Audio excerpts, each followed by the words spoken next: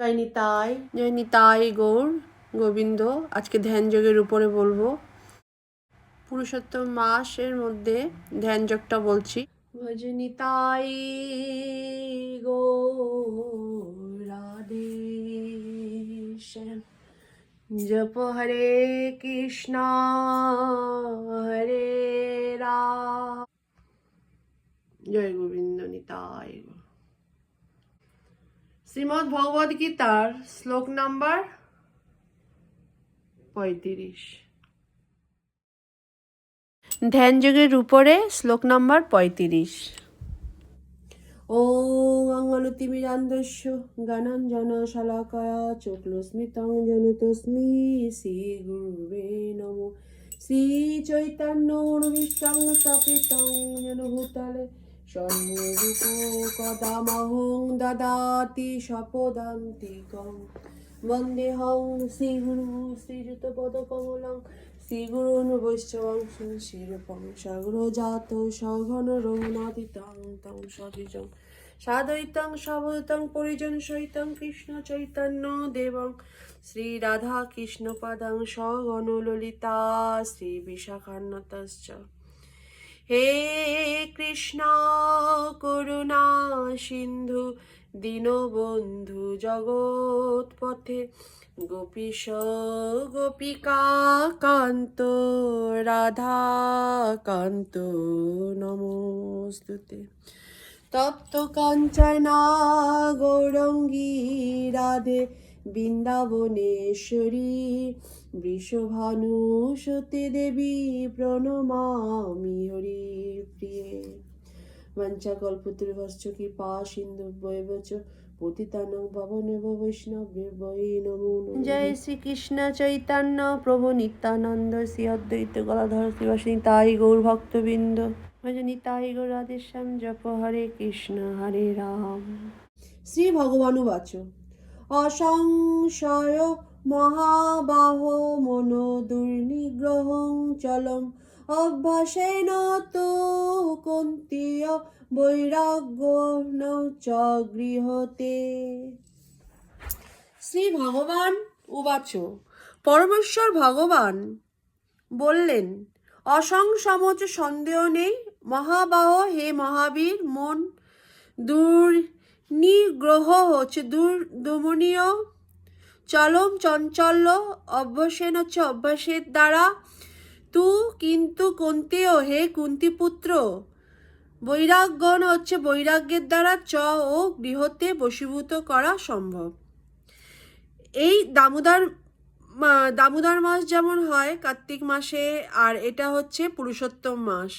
তা পুরুষোত্তম মাসে পুরুষোত্তম যোগ পড়া ভালো, কিন্তু আমার যেহেতু প্রথম থেকে পড়ে আসছি তো ধ্যান যোগটা আমি এর জন্য বলছি। পুরুষোত্তম মাসে পুরুষোত্তম যোগ ওটা এমনি আলাদাভাবে আমি বলবো। ঠিক আছে, জয় নিতাই, আমার প্রণাম নেবেন সবাই। গীতার গান। অসংশয় সেই কথা তুমি যা করিলে,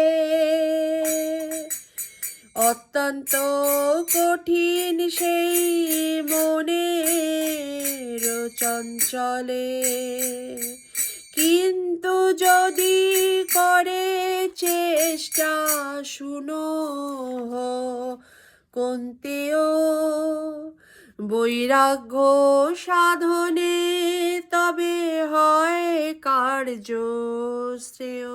অনুবাদটা হচ্ছে, ভগবান বলিলেন, ভগবান কি কহিলেন, হে মহাবাহ, মন যে দুর্দমনীয় ও চঞ্চল তাতে কোনো সন্দেহ নেই, কিন্তু হে কুন্তীয় ক্রমশ অভ্যাস ও বৈরাগ্যের দ্বারা মনকে বশীভূত করা যায়।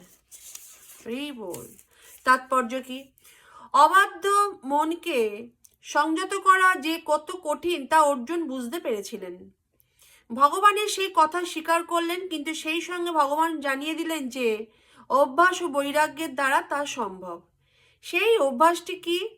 বর্তমান কলিযুগে তীর্থবাস, পরমাত্মার ধ্যান, মন ও ইন্দ্রিয়গুলির নিগ্রহ, ব্রহ্মচর্য, নির্জন বাস, আদি কঠোর বিধিবিধান পালন করা সম্ভব নয়। কিন্তু কৃষ্ণ ভাবনামৃত অনুশীলন করার ফলে নববিধা ভগবদ্ভক্তি সাধন করা যায়।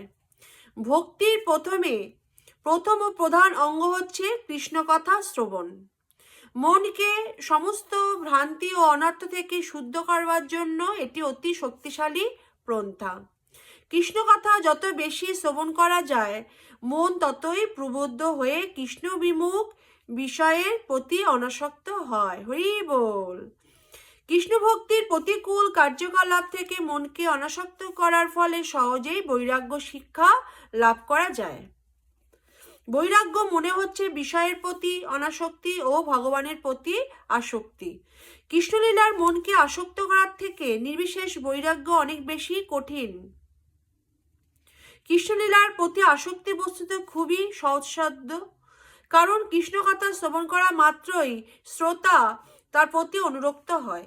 এই আসক্তিকে বলা হয় পরশানুভব, অর্থাৎ পারমার্থিক সন্তোষ।